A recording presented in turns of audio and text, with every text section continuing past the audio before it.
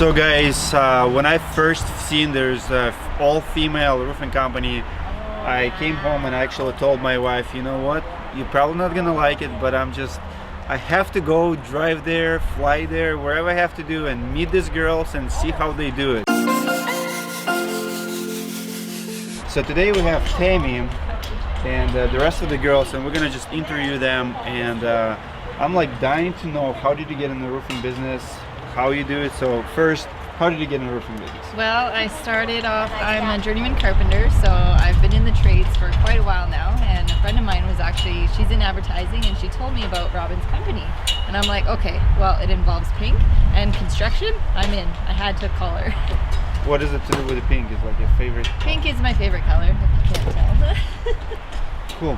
So how long have you been roofing now? I've been roofing for 2 seasons now. I can see how much passion you have, and what's make you, be, I would say, proud to be a roofer. Like, what is in it, like, for you? Like, I mean, that's not what regular girl would like to do.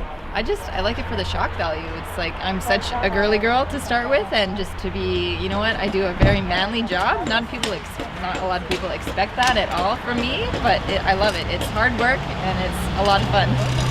Okay, what advice would you give to anybody who wants, girl, boy, doesn't matter, who wants to join, the trades to become a roofer?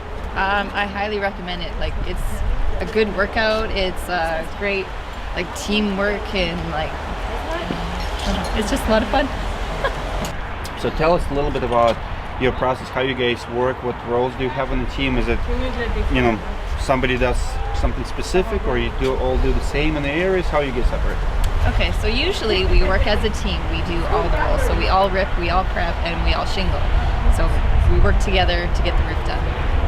Perfect. Well, thank you so much for your time. Thank you. Today I'm interviewing Robyn in Edmonton, Canada. And so Robyn, how did you enter all male dominated field of roofers, and why roofing in the first place? I started out in property management. I've been in property management for about 26 years. I still am in property management on the side, and I deal with all sorts of contractors on a daily basis, and I just saw a lot of checks running across my desk, and I just said, you know what, I'm doing the inspections, I'm doing the roof inspections, I'm doing the attic inspections, and I just thought, instead of remaining in the office, I'm going to start my own company, which I did. I started off with Roof Surgeons, which is still active. It's all male. And a year and a half after that, after meeting several women in construction who were getting laid off, I decided to incorporate TIG belts to give women a chance in construction. And we took on roofing, and it's been a success today. So tell me a little bit. I mean, I love your trucks. I love your, your wrap. I like your colors. How did you come up with the pink belts, and what's behind it, behind your slogan, behind your branding? How did you come up with the name and slogan, and what's behind? For me, it's all about marketing, and I wanted to be different, and I believe in this industry, when a female is coming into the industry, you have to dare to be different.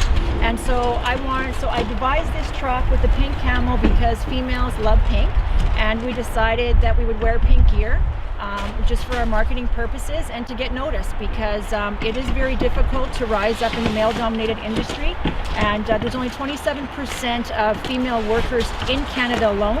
And so here we are, and it's great branding. It's my own brand, and the clothes are our branding, and we just want to be noticed. Yep. Just 2 minutes ago, we have a car driving by us, and the guy literally opened the window and said, I love what I see, I love the uniforms, and I'm pretty sure you get tons of compliments. Yeah, we do. And I can't believe it started raining. Yeah, it could be snowing any minute. Cool. Right time. Had I started 10 years ago or 5 years ago, this industry wasn't ready for me. So I'm trying to change the scope and the dynamics of roofing, rather than exactly what we see here, bare minimum code, that no matter what roof, whether it's a re-roof or a new installation, it should be 100% code to Alberta standards. Absolutely. And you're doing great. A lot of people don't know or don't realize, but I don't know what statistic in Canada, but in the United States, average roofing and siding contractor stays in business about a year and a half.